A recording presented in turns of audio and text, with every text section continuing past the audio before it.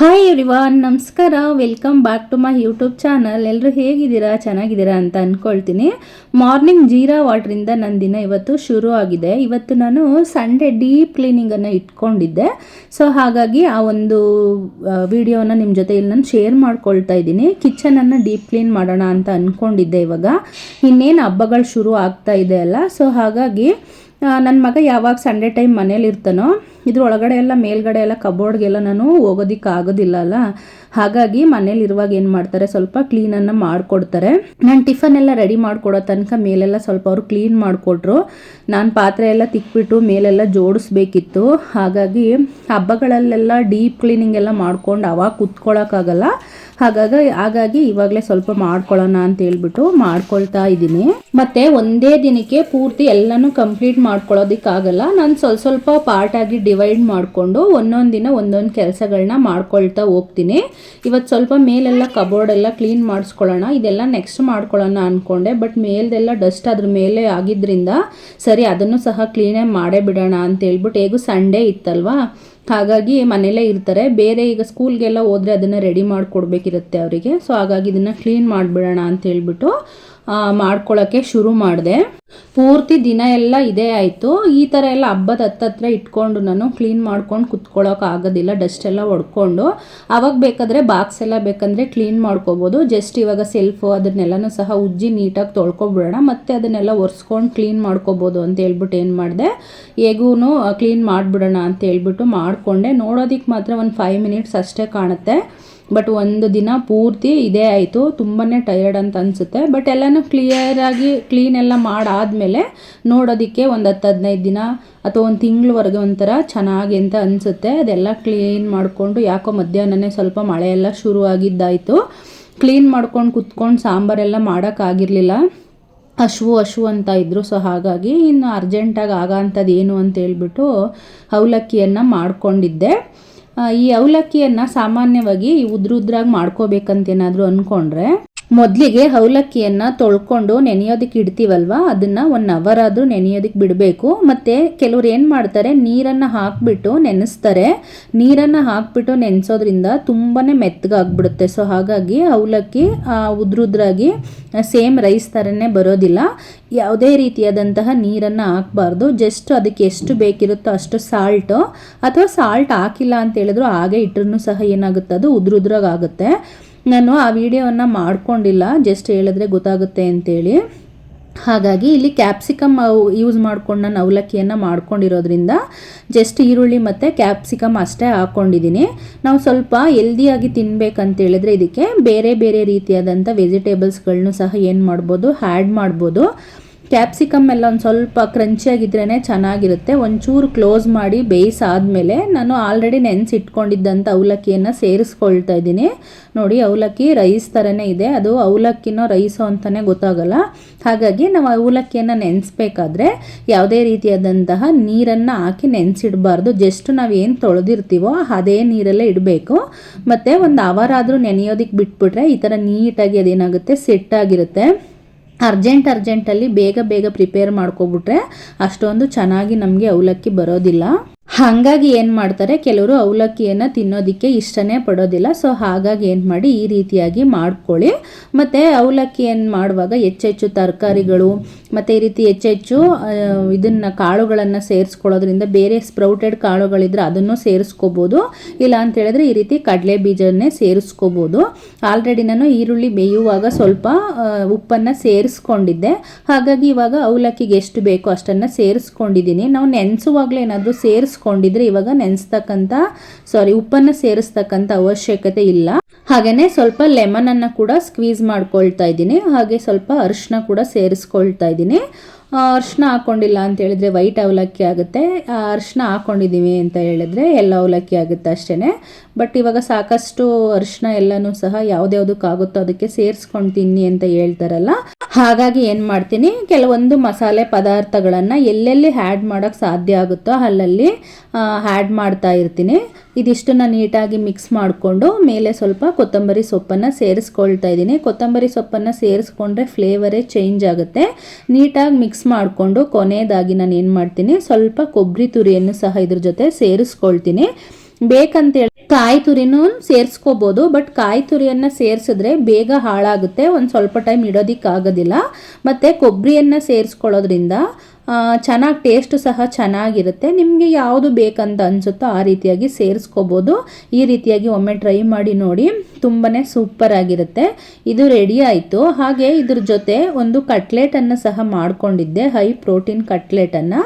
So ಅದನ್ನು ಸಹ ಇಲ್ಲಿ ನಾನು ನಿಮ್ಮ ಜೊತೆ ಶೇರ್ ಮಾಡ್ಕೊಳ್ತಾ ಇದ್ದೀನಿ. ಇವಾಗ ಹೆಸರು ಕಾಳು ಮತ್ತು ಸೋಯಾ ಮತ್ತು ಪನ್ನೀರು ಇದೆಲ್ಲನೂ ಸಹ ನಮಗೆ ಜಾಸ್ತಿ ಪ್ರೋಟೀನ್ ಸಿಗ್ತಕ್ಕಂಥ ಒಂದು ಫುಡ್ಸ್ ಆಗಿರೋದ್ರಿಂದ ಏನು ಮಾಡ್ತೀನಿ, ಇದನ್ನೆಲ್ಲ ಯೂಸ್ ಮಾಡ್ಕೊಂಡೊಂದು ಕಟ್ಲೆಟನ್ನು ಮಾಡ್ಕೊಳ್ತೀನಿ. ತುಂಬಾ ಚೆನ್ನಾಗಿತ್ತು, ಹಾಗಾಗಿ ನಿಮ್ಮ ಜೊತೆ ಶೇರ್ ಮಾಡ್ಕೊಳ್ತಾ ಇದ್ದೀನಿ. ಮೊದಲಿಗೆ ಇಲ್ಲಿ ನೀರನ್ನು ಕಾಯಿಸ್ಕೊಂಡು ಅದರೊಳಗಡೆ ಸೋಯಾವನ್ನು ಹಾಕಿ ಇಟ್ಕೊಂಡಿದ್ದೀನಿ. ಸ್ವಲ್ಪ ಎಲ್ಲನೂ ಅದರೊಳಗಡೆ ಬೇಯಬೇಕು. ಅಷ್ಟರಲ್ಲಿ ನೀರು ಕಾದಿರೋ ನೀರಿಗೆ ಹಾಕ್ಬಿಟ್ಟು ಜಸ್ಟ್ ಮುಚ್ಚಿಟ್ಬಿಟ್ಟು ಆಮೇಲೆ ಸ್ಕ್ವೀಸ್ ಮಾಡಿಕೊಂಡ್ರೆ ಸಾಕಾಗುತ್ತೆ. ಇಲ್ಲಿ ಮೊದಲಿಗೆ ನಾನು ಮೊಳಕೆ ಬರ್ಸಿರ್ದಂಥ ಹೆಸರು ಕಾಳನ್ನು ಮಾತ್ರನೇ ಪೇಸ್ಟ್ ಮಾಡ್ಕೊಳ್ತಾ ಇದ್ದೀನಿ. ತುಂಬ ನುಣ್ಣಗೇನು ಮಾಡ್ಕೊಳ್ತಕ್ಕಂಥ ಅವಶ್ಯಕತೆ ಏನಿಲ್ಲ. ತರಿಯಾಗಿ ಇದನ್ನು ರುಬ್ಕೊಂಡ್ರೆ ಸಾಕಾಗುತ್ತೆ. ಖಾರಕ್ಕೆ ತಕ್ಕಷ್ಟು ಹಸಿಮೆಣಸಿನ್ಕಾಯಿನ ಸೇರಿಸ್ಕೊಳ್ತಾ ಇದ್ದೀನಿ. ಹಾಗೆ ಶುಂಠಿಯನ್ನು ಸೇರಿಸ್ಕೊಂಡು ಫಸ್ಟ್ ಇದನ್ನು ರುಬ್ಕೊಳ್ತಾ ಇದ್ದೀನಿ. ಈ ರೀತಿ ಪೇಸ್ಟ್ ಮಾಡಿಕೊಂಡ್ರೆ, ಅಂದರೆ ತರಿಯಾಗಿ ಪೇಸ್ಟ್ ಮಾಡಿಕೊಂಡ್ರೆ ಸಾಕಾಗುತ್ತೆ. ನಾನು ಸ್ವಲ್ಪ ಜಾಸ್ತಿ ಕ್ವಾಂಟಿಟಿಲೇ ಮಾಡ್ಕೊಳ್ತಾ ಇರೋದ್ರಿಂದ ಸಪ್ರೇಟ್ ರುಬ್ಕೊಳ್ತಾ ಇದ್ದೀನಿ. ಸ್ವಲ್ಪ ಕ್ವಾಂಟಿಟಿಯಲ್ಲಿ ಮಾಡಿಕೊಂಡ್ರೆ ಎಲ್ಲನೂ ಸೇರಿಸಿ ಒಟ್ಟಿಗೆನೆ ರುಬ್ಕೋಬೋದು. ನಾನು ಇದನ್ನು ಸಪ್ರೇಟಾಗಿ ರುಬ್ಕೊಂಡಿದ್ದೀನಿ ಅಷ್ಟೇ. ಇವಾಗ ಇದನ್ನು ಒಂದು ಬೌಲ್ಗೆ ತಗೊಂಡು ಹಾಕ್ಕೊಳ್ತೀನಿ. ನೆಕ್ಸ್ಟ್ ಇವಾಗ ಸ್ಕ್ವೀಸ್ ಮಾಡಿ ಇಟ್ಕೊಂಡಿದ್ದಂಥ ಸೋಯಾವನ್ನು ಸಹ ಇಲ್ಲಿ ನಾನು ಪೇಸ್ಟನ್ನು ಮಾಡ್ಕೊಳ್ತಾ ಇದ್ದೀನಿ. ಅದನ್ನು ಸಹ ಇಲ್ಲಿ ಇದೇ ಬೌಲ್ಗೆ ನಾನು ಸೇರಿಸ್ಕೊಳ್ತಾ ಇದ್ದೀನಿ ಈ ಪಾತ್ರೆಗೆ. ಇದಾದ ನಂತರ ನಾನು ಇವಾಗ ಕೊನೆಯದಾಗಿ ಇನ್ನೊಂದು ಸ್ವಲ್ಪ ಸೋಯಾ ಉಳಿದಿತ್ತು, ಅದನ್ನು ಸಹ ಸೇರಿಸ್ಕೊಳ್ತಾ ಇದ್ದೀನಿ. ಅದಕ್ಕೆ ಒಂದು 200 ಗ್ರಾಮ್ ಅಷ್ಟು ಪನ್ನೀರ್ ಬರುತ್ತಲ್ವ, ಅದನ್ನು ಇಲ್ಲಿ ಸೇರಿಸ್ಕೊಳ್ತಾ ಇದ್ದೀನಿ. ಇದನ್ನು ಸಹ ನೀಟಾಗಿ ಪೇಸ್ಟ್ ಮಾಡ್ಕೋಬೇಕಾಗುತ್ತೆ. ಒಟ್ಟಿಗೆ ಜಾಸ್ತಿ ಹಾಕಿದ್ರೆ ಪೇಸ್ಟ್ ಮಾಡ್ಕೊಳಕ್ಕಾಗೋದಿಲ್ಲ ಅಂತೇಳಿ ಸ್ವಲ್ಪ ಈ ರೀತಿಯಾಗಿ ಕಟ್ ಮಾಡಿ ಸೇರಿಸ್ಕೊಳ್ತಾ ಇದ್ದೀನಿ. ಎಲ್ಲವನ್ನು ಸೇರಿಸ್ಬಿಟ್ಟು ಇವಾಗ ನೀಟಾಗಿ ಪೇಸ್ಟ್ ಮಾಡಿಕೊಂಡು ನಾವು ಮಿಕ್ಸ್ ಮಾಡಿಕೊಂಡ್ರೆ ಇದು ರೆಡಿ ಆಗಿಬಿಡುತ್ತೆ. ಇವಾಗ ಮೂರನ್ನು ಪೇಸ್ಟ್ ಮಾಡ್ಕೊಂಡಿದ್ದಾಯಿತು. ಇವಾಗ ಎಲ್ಲನೂ ಸೇರಿಸ್ಬಿಟ್ಟು ನೀಟಾಗಿ ಮಿಕ್ಸ್ ಮಾಡ್ಕೊಳ್ಳೋಣ. ಇದಿಷ್ಟು ಮಿಕ್ಸ್ ರೆಡಿ ಆದಮೇಲೆ ಪನ್ನೀರ್ ಸ್ವಲ್ಪ ಹಾಗೇ ಇತ್ತು, ಅದನ್ನು ಅದೇ ರೀತಿ ಕೈಯಲ್ಲೇ ಪ್ರೆಸ್ ಮಾಡಿ ಅದನ್ನು ಸೆಟ್ ಮಾಡಿಕೊಂಡೆ. ಈ ರೀತಿ ಎಲ್ಲವನ್ನು ಮಿಕ್ಸ್ ಮಾಡಿಕೊಂಡು ನಂತರ ಇದಕ್ಕೆ ನಾವು ರವೆ ಮತ್ತು ಈ ಕಡಲೆ ಹಿಟ್ಟು ಬರುತ್ತಲ್ಲ, ಇದನ್ನು ಸೇರಿಸ್ಕೋಬೇಕಾಗುತ್ತೆ ಬೈಂಡಿಂಗ್ಗೆ ಅಂತೇಳಿ. ಕಡಲೆ ಹಿಟ್ಟನ್ನು 1-2 ಕಪ್ಪನ್ನು ತಗೊಂಡಿದ್ದೀನಿ. ಹಾಗೆ ರವೆಯನ್ನು 1 ಕಪ್ಪಾಗಿ ತಗೊಂಡಿದ್ದೀನಿ. ಸೊ ನಿಮಗೆ ಎಷ್ಟು ಬೇಕಾಗುತ್ತೋ ಅಷ್ಟನ್ನು ನೋಡಿ, ಅಂದರೆ ಕಟ್ಲೆಟ್ ಮಾಡೋದಕ್ಕೆ ನಮಗೆ ಒಂದು ಹದ ಬರಬೇಕು, ಆ ರೀತಿಯಾಗಿ ಸೇರಿಸ್ಕೊಂಡ್ರೆ ಸಾಕಾಗುತ್ತೆ. ಇವಾಗ ಎರಡನ್ನೂ ಸೇರಿಸಿ ಮಿಕ್ಸ್ ಮಾಡಿಬಿಟ್ಟು ನಾನು ಅದನ್ನು ಕಲಿಸ್ಕೊಳ್ತೀನಿ. ಇದಕ್ಕೆ ತುರಿದು ಇಟ್ಕೊಂಡಿದ್ದಂತಹ ಒಂದು 2-3 ಕ್ಯಾರೆಟನ್ನು ಸೇರಿಸ್ಕೊಳ್ತಾ ಇದ್ದೀನಿ. ಹಾಗೆ ಈರುಳ್ಳಿಯನ್ನು ಸಹ ಸೇರಿಸ್ಕೊಳ್ತಾ ಇದ್ದೀನಿ. ಯಾವುದೇ ರೀತಿಯಾದಂತಹ ತರಕಾರಿಗಳನ್ನು ಬೇಕಾದ್ರೂ ಸೇರಿಸ್ಕೋಬೋದು. ಇಲ್ಲಿ ಸಬ್ಸಿಗೆ ಸೊಪ್ಪು, ಹಾಗೆ ಕೊತ್ತಂಬರಿ ಸೊಪ್ಪು, ಹಾಗೆ ಕರಿಬೇವಿನ ಸೊಪ್ಪನ್ನು ಸಹ ಇಲ್ಲಿ ಸೇರಿಸ್ಕೊಳ್ತಾ ಇದ್ದೀನಿ. ಜಸ್ಟ್ ತರಕಾರಿಯಲ್ಲೇ ಮಾಡ್ಕೋಬೋದು, ಇಲ್ಲಾಂದರೆ ಬರೀ ಸೊಪ್ಪುಗಳನ್ನೇ ಸೇರಿಸಿ ಮಾಡ್ಕೋಬೋದು. ಇಲ್ಲ ಇನ್ನೊಂದು ಸ್ವಲ್ಪ ರುಚಿ ಚೆನ್ನಾಗಿ ಬರಲಿ ಅಂತೇಳಿದರೆ ಈ ರೀತಿ ಎಲ್ಲವನ್ನು ಸೇರಿಸಿ ಮಿಕ್ಸ್ ಮಾಡಿದ್ರೆ ಇನ್ನೂ ಹೆಲ್ದಿಯಾಗಿ ನಮಗೆ ಆಗುತ್ತೆ. ಹಾಗೆ ರುಚಿಗೆ ತಕ್ಕಷ್ಟು ಉಪ್ಪನ್ನು ಸಹ ನಾನಿಲ್ಲಿ ಸೇರಿಸ್ಕೊಂಡಿದ್ದೀನಿ. ನೀರನ್ನು ಇವಾಗಲೇ ಸೇರಿಸ್ಕೊಳ್ತಕ್ಕಂಥದ್ದು ಬೇಡ, ಎಲ್ಲನೂ ನೀಟಾಗಿ ಮಿಕ್ಸ್ ಮಾಡ್ಕೊಳ್ಬೇಕು. ನೀರೇನಾದರೂ ಬೇಕಂತ ಅನಿಸಿದ್ರೆ ಮಾತ್ರನೇ ಸೇರಿಸ್ಕೋಬೇಕು, ಇಲ್ಲ ಅಂತೇಳಿದ್ರೆ ನೀರೆಲ್ಲ ಸೇರಿಸ್ತಕ್ಕಂಥ ಅವಶ್ಯಕತೆ ಏನೂ ಇರೋದಿಲ್ಲ. ನಾವು ಯಾವ ಪೇಸ್ಟನ್ನು ಮಾಡ್ಕೊಂಡಿದ್ದೀವಿ ಅದರಲ್ಲಿ ಇರ್ತಕ್ಕಂಥ ನೀರಿನಂಶನೇ ನಮಗೆ ಸಾಕಾಗುತ್ತೆ. ಮತ್ತೆ ನೀರನ್ನು ಹಾಕ್ತಕ್ಕಂಥ ಅವಶ್ಯಕತೆ ಏನೂ ಸಹ ಇರೋದಿಲ್ಲ. ಒಂದು ಚಪಾತಿ ಹಿಟ್ಟಿನ ಅದಕ್ಕೆ ನಾವು ಎಲ್ಲವನ್ನು ಸಹ ಸೇರಿಸಿ ಕಲಿಸ್ಕೋಬೇಕು. ಈ ರೀತಿಯಾಗಿ ನಾನು ಇವಾಗ ಮಿಕ್ಸ್ ಮಾಡ್ಕೊಂಡಿದ್ದೀನಿ. ರವೆ ಎಲ್ಲ ಸ್ವಲ್ಪ ನೆನಿಬೇಕಲ್ವ, ಹಾಗಾಗಿ ಒಂದು 10 ನಿಮಿಷಗಳ ಕಾಲ ಏನು ಮಾಡ್ತೀನಿ, ನಾನು ಅದನ್ನು ಇಡ್ತೀನಿ. ನೋಡಿ ಈ ರೀತಿ ಕಟ್ಲೆಟ್ ಮಾಡೋದಕ್ಕೆ ನಮಗೆ ಬರಬೇಕು, ಆ ರೀತಿಯಾಗಿ ಮಿಕ್ಸ್ ಮಾಡ್ಕೋಬೇಕು. ಇನ್ ಕೇಸ್ ಸರಿಯಾಗಿ ಸೆಟ್ ಆಗ್ತಾ ಇಲ್ಲ ಅಂದರೆ ಇನ್ನು ಸ್ವಲ್ಪ ಪೌಡರ್ಗಳನ್ನು ಸೇರಿಸ್ಕೋಬೋದು. ಇವಾಗ ಒಂದು 10 ನಿಮಿಷ ಆಯಿತು. ಇವಾಗ ತವವನ್ನು ಬಿಸಿ ಮಾಡಿಬಿಟ್ಟು ನಾನು ಕಟ್ಲೆಟನ್ನು ಫ್ರೈ ಮಾಡೋದಕ್ಕೆ ಹಾಕ್ತೀನಿ. ಇದಕ್ಕೆ ಜಾಸ್ತಿ ಎಣ್ಣೆ ಎಲ್ಲ ಏನು ಸೇರಿಸೋದಿಲ್ಲ. ಹಾಗೆ ತರಕಾರಿಗಳನ್ನೆಲ್ಲ ಸೇರಿಸ್ಕೊಂಡಿರ್ತೀವಲ್ವ, ಹಾಗಾಗಿ ತುಂಬಾ ಹೆಲ್ದಿ ಇರುತ್ತೆ. ಸ್ನ್ಯಾಕ್ಸ್ ಟೈಮಿಗೆ ಬೇಕಂದ್ರೂ ಸೇರಿಸ್ಕೋಬೋದು. ಇಲ್ಲ ಅಂತೇಳಿದ್ರೆ ಇವು ಮಧ್ಯಾಹ್ನದೊತ್ತು ಊಟಗಳನ್ನು ಮಾಡಬೇಕಾದ್ರೆ ಈಗ ರೈಸ್ ಒಂದು ಮಾಡ್ಕೊಂಡಿರ್ತೀವಿ, ಪ್ರೋಟೀನ್ ಅಂಶ ಅದಕ್ಕೆ ಬೇಕಂತೇಳಿದ್ರೆ ಈ ರೀತಿ ಒಂದೊಂದು ಕಟ್ಲೆಟನ್ನು ಅದ್ರ ಜೊತೆ ಸೇರಿಸ್ಕೋಬೋದು. ಇಲ್ಲ ಅಂತ ಹೇಳಿದ್ರೆ ಬೆಳಗ್ಗೆ ಏನೇ ಟಿಫನ್ಸ್ಗಳನ್ನು ಮಾಡಿದ್ರೂ ಅದ್ರ ಜೊತೆ ಒಂದೊಂದು ಕಟ್ಲೆಟನ್ನು ಸೇರಿಸ್ಕೋಬೋದು. ಇಲ್ಲಾಂದರೆ ಚಪಾತಿ ಏನಾದರೂ ಮಾಡ್ಕೊಂಡಿದ್ರೆ ಅದ್ರ ಜೊತೆ ಇದನ್ನು ರೋಲ್ ಆಗಿ ಮಿಕ್ಸ್ ಮಾಡ್ಕೋಬೋದು. ಇಲ್ಲ ಅಂತ ಹೇಳಿದ್ರೆ ಚಪಾತಿ ಹಿಟ್ಟನ್ನು ಕಲಿಸ್ತೀವಲ್ವ ಅದರೊಳಗಡೆನೆ ಈ ಬೇಸನ್ನು ಮಿಕ್ಸ್ ಮಾಡಿಕೊಂಡು ಸಹ ನಾವು ಆ ಚಪಾತಿಯನ್ನು ಮಾಡಿಕೊಂಡ್ರೆ ನಮಗೆ ಹೈ ಪ್ರೋಟೀನ್ ಇರ್ತಕ್ಕಂಥ ಒಂದು ಮೀಲು ಪ್ರಿಪೇರ್ ಆಗುತ್ತೆ. ಮೇಲೆ ಬೇಕಿರ್ತಕ್ಕಂಥ ಆಯಿಲನ್ನು ಸ್ಪ್ರೆಡ್ ಮಾಡಿ ಎರಡೂ ಕಡೆ ಚೆನ್ನಾಗಿ ನಾವು ಮಿಕ್ಸ್ ಮಾಡಿಕೊಂಡ್ರೆ ನಮಗೆ ಹೈ ಪ್ರೋಟೀನ್ ಇರ್ತಕ್ಕಂಥ ಹೆಲ್ದಿ ಆದಂಥ ಒಂದು ಕಟ್ಲೆಟು ಸೂಪರಾಗಿ ರೆಡಿ ಆಗಿಬಿಡುತ್ತೆ. ಮತ್ತು ಸ್ನ್ಯಾಕ್ಸ್ ಟೈಮಲ್ಲೂ ಅಷ್ಟೇ ಮಕ್ಕಳು ಕೊಟ್ಟರೆ ತುಂಬಾ ಇಷ್ಟಪಟ್ಟು ತಿಂತಾರೆ. ಬಿಸಿ ಬಿಸಿಯಾಗಿರುತ್ತಲ್ವ, ಏನಾದರೂ ವಡೆ ಬಜ್ಜಿ ಬೋಂಡ ಆ ಥರದ್ದೇನಾದರೂ ತಿನ್ನಬೇಕಂತ ಅನಿಸ್ದಾಗ ಈ ರೀತಿಯಾಗಿ ಮಾಡಿಕೊಂಡು ಬಿಸಿ ಬಿಸಿಯಾಗಿ ಇದ್ರ ಜೊತೆ ಯಾವುದಾದ್ರೂ ಸಾಸ್ಗಳು ಬೇಕಂದರೆ ಸೇರಿಸ್ಕೋಬೋದು. ಇಲ್ಲ ಅಂತ ಹೇಳಿದ್ರೆ ಪುದೀನ ಚಟ್ನಿ ಅಥವಾ ಗ್ರೀನ್ ಚಟ್ನಿ ಏನು ಬೇಕಿರುತ್ತೋ ಅದನ್ನು ಸೇರಿಸ್ಕೊಂಡ್ರೆ ತುಂಬಾ ಚೆನ್ನಾಗಿರುತ್ತೆ. ಹಾಗೆ ಪೇಣಿ ತಿನ್ನಬೇಕಂತಕ್ಕಂಥದ್ದು ತುಂಬ ದಿನದಿಂದ ಆಸೆ. ನಮ್ಮ ಕಡೆ ಎಲ್ಲೂ ಅಷ್ಟೊಂದು ಸಿಗೋದಿಲ್ಲ, ಸ್ವೀಟ್ ಸ್ಟಾಲ್ಗಳಲ್ಲೂ ಅಷ್ಟೇ ಅಷ್ಟೊಂದು ಸಿಗಲ್ಲ. ಬಟ್ ಎಲ್ಲೋದ್ರೂ ಸಿಗ್ತಾ ಇರಲಿಲ್ಲ. ಹಾಗಾಗಿ ಏನು ಮಾಡಿದ್ವಿ, ಆನ್ಲೈನಲ್ಲಿ ಬುಕ್ ಮಾಡೋಣ ಅಂತ ಮಾಡ್ಕೊಂಡ್ವಿ. ಸಾಮಾನ್ಯವಾಗಿ ಔಟ್ಸೈಡಲ್ಲೆಲ್ಲ ತಿಂದರೆ ಒಂದು ಪ್ಲೇಟ್ಗೆ 60 ರುಪೀಸ್ ಏನೋ ಇರುತ್ತೆ. ಬಟ್ ಇಲ್ಲಿ 260 ರುಪೀಸ್ ಇತ್ತು. ಅದು ಏನು ವರ್ತಾ ಏನಾ ಅಂತ ಗೊತ್ತಿಲ್ಲ ನನಗೆ, ಯಾಕಂದರೆ ಯಾವಾಗಲೂ ನಾವು ಅದನ್ನು ಟ್ರೈ ಮಾಡಿಲ್ಲ. ಬಟ್ ಒನ್ ಟೈಮ್ ತಿನ್ನಬೇಕಲ್ವಾ ಅಂತೇಳಿ ತಿಂದಿದ್ದಾಯಿತು. ಬಟ್ ತುಂಬಾ ಚೆನ್ನಾಗಿರುತ್ತೆ ತಿನ್ನೋದಕ್ಕೆ.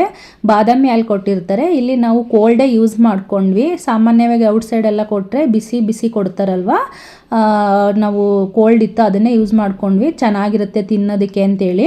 ಹಾಗೆ ಇದ್ರ ಜೊತೆ ಮೋತಿಚೂರ್ ಲಡ್ಡು ಕೊಟ್ಟಿದ್ರು. ಕಾಂಬಿನೇಷನ್ ಅಂತೂ ತುಂಬಾ ಚೆನ್ನಾಗಿತ್ತು.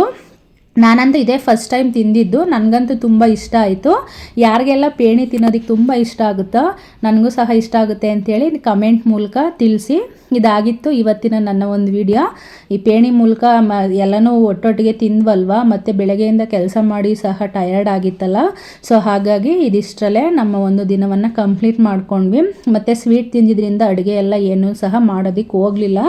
ಮಕ್ಕಳು ಸಹ ಸಾಕು ಅಂತ ಹೇಳಿದ್ರು. ಇದು ಬಾದಾಮಿ ಹಾಲು ಮತ್ತು ಮೋತಿಚೂರು ಲಡ್ಡು ಇದೆಲ್ಲನೂ ಮಿಕ್ಸ್ ಆಗಿತ್ತಲ್ಲ. ಸೊ ಹಾಗಾಗಿ ಅಷ್ಟೊಂದು ಊಟ ಎಲ್ಲ ಬೇಕಂತ ಅನಿಸ್ಲಿಲ್ಲ. ಅದೇ ಅಲ್ದಿರ ನಾವು ಕಟ್ಲೆಟ್ ಎಲ್ಲ ತಿಂದಿದ್ವಲ್ಲ, ಅದು ತುಂಬ ಹೆವಿ ಅಂತ ಅನಿಸ್ತಾ ಇರುತ್ತೆ. ಊಟ ಎಲ್ಲ ಏನೂ ಸಹ ಇಷ್ಟ ಆಗೋದಿಲ್ಲ ತಿನ್ನೋದಕ್ಕೆ. ಸೊ ಹಾಗಾಗಿ ಏನು ಮಾಡಿದ್ವಿ, ಇದನ್ನೇ ತಿನ್ಕೊಂಡು ಕಂಪ್ಲೀಟ್ ಮಾಡ್ಕೊಂಡ್ವಿ ಇವತ್ತಿನ ನನ್ನ ದಿನವನ್ನು. ಇದಾಗಿತ್ತು ಇವತ್ತಿನ ನನ್ನ ದಿನ. ಈ ರೀತಿ ಎಲ್ಲ ಹೋಯಿತು. ತುಂಬಾ ಚೆನ್ನಾಗಿತ್ತು. ಯಾರೆಲ್ಲ ತಿಂದಿಲ್ವೋ ಖಂಡಿತವಾಗೂ ಒಂದು ಟೈಮ್ ಟ್ರೈ ಮಾಡಿ ನೋಡಿ. ಸೂಪರಾಗಿರುತ್ತೆ ಈ ಸ್ವೀಟು. ಇಷ್ಟೊಂದು ಚೆನ್ನಾಗಿರುತ್ತೆ ಅಂತ ನನಗಂತೂ ಗೊತ್ತಿರಲಿಲ್ಲ.